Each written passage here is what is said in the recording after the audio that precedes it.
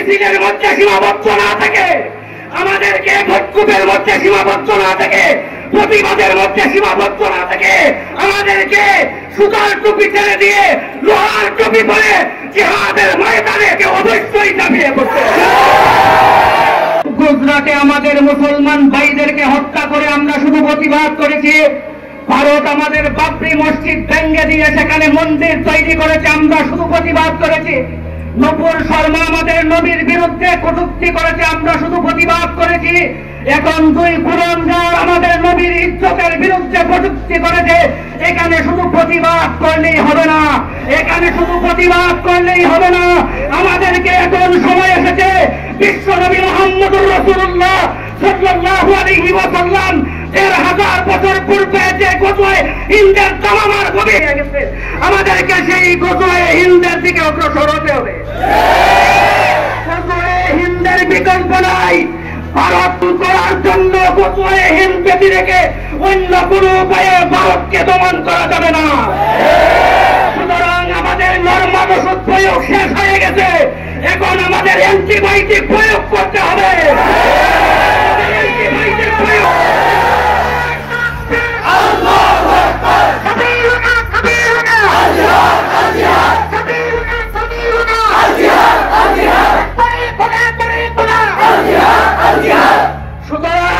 সমস্ত হিন্দুত্ববাদী আগ্রাসনের বিরুদ্ধে, এই সমস্ত কুরআনগারদের বিরুদ্ধে নবীর অ্যান্টিবায়োটিক ওষুধ হল জিহাদ ফি সাবিলিল্লাহ।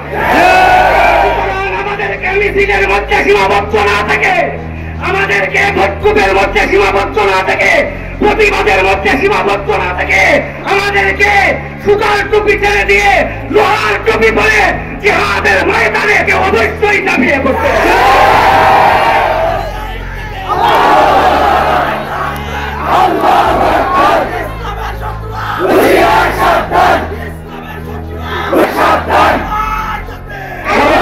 আমাদের বর্তমান অন্তর্বর্তীকালীন সরকার সহ প্রশাসনে যারা আছে, যখনই আমাদের নবীর বিরুদ্ধে কটূক্তি হবে, যখনই ইসলামের বিরুদ্ধে বিরুদ্ধাচরণ হবে, আপনাদের জবান যদি বন্ধ থাকে, আমরাও মনে করব আপনারাও নবীর শত্রু।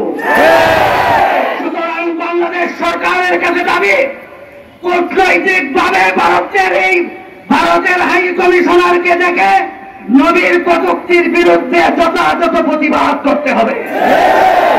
আমরা যদি প্রতিবাদ দেখতে না পাই, যেই জমিন থেকে, যেই দেশ থেকে আল্লাহর নবীর বিরুদ্ধে কটূক্তি হবে, সেই দেশের দূতাবাস আমরা বাংলার জমিনে দেখতে চাই না।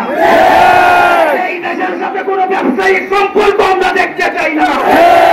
এই দেশের কোন নাগরিককে বাংলার জমিনে আমরা দেখতে চাই না। আমাদেরকে ভারতের আগ্রাসনের বিরুদ্ধে রুখে দাঁড়াতে হবে। রুখে দাঁড়ানোর একটাই ব্যবস্থা, যেটা হলো গজওয়ে হিন্দের প্রস্তুতি নিতে হবে। আমাদেরকে সবাইকে প্রস্তুতি নেওয়ার তৌফিক দান করুন।